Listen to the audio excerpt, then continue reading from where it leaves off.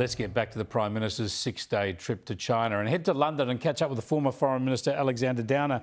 Alexander, good to talk to you as ever. Very keen to get your insights on this, as obviously someone who's travelled on diplomatic missions to China many times and engaged with Chinese diplomats elsewhere around the world.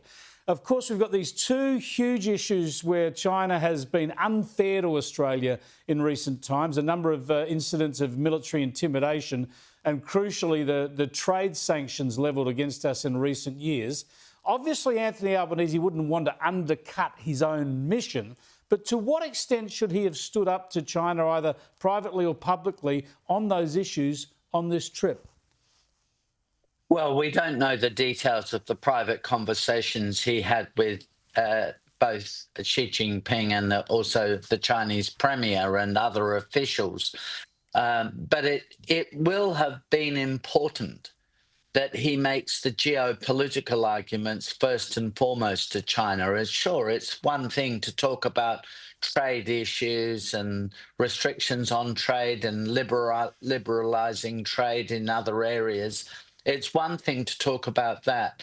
But the really important issue with China is geopolitics and the need for China to play a much more responsible, rules-based role in the world, helping to end the war in Ukraine instead of supporting the Russians' illegal invasion of Ukraine, helping to bring peace to the Middle East rather than supporting the Iranians, and giving an absolute guarantee that the South China Sea will remain open and free to all nations, and there won't be a military attack on Taiwan.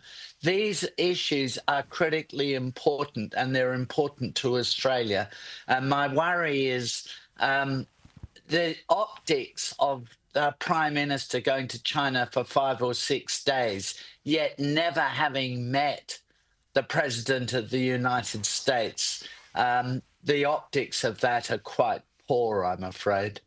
There's no evidence in anything the Prime Minister has said, though, that he's raised these geopolitical issues or that he's even stood up for the role of the US in the region. What's your reading of what we've seen publicly? He's talked a lot about what was raised and what wasn't raised in the meetings, and there's just no evidence of those sorts of level discussions.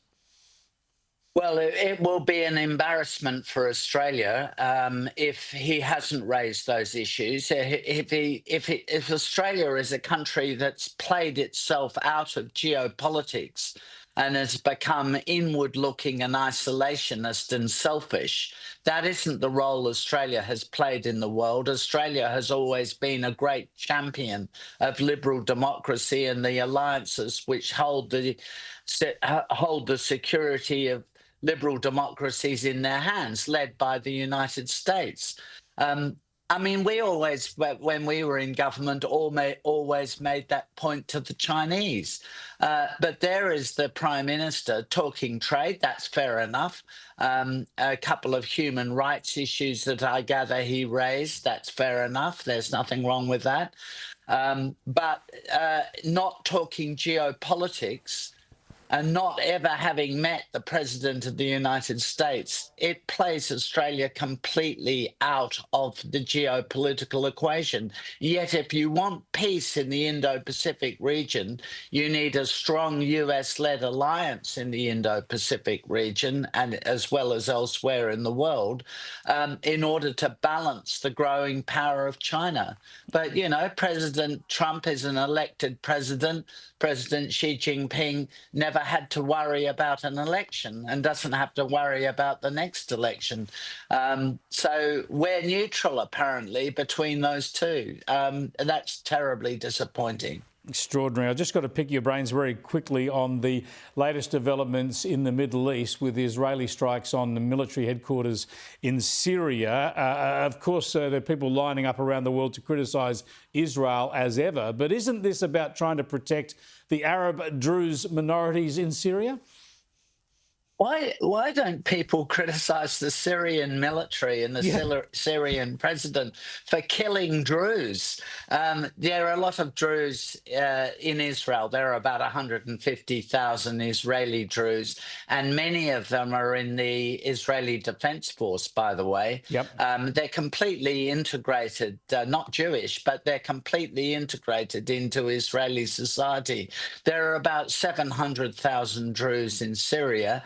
And a lot of those Druze live along the border areas with Lebanon and Israel. So, you know, there's a sensitivity there as well. So the Israelis are stopping the Syrian military from massacring the Druze in Syria. And to criticize the Israelis for doing that, that pretty much boils down to anti-Semitism, I'd have to say. Apparently, the lives of the Druze don't matter. The main thing is to criticize the Jews. Incredible. Thanks for joining us, Alexander. I appreciate it.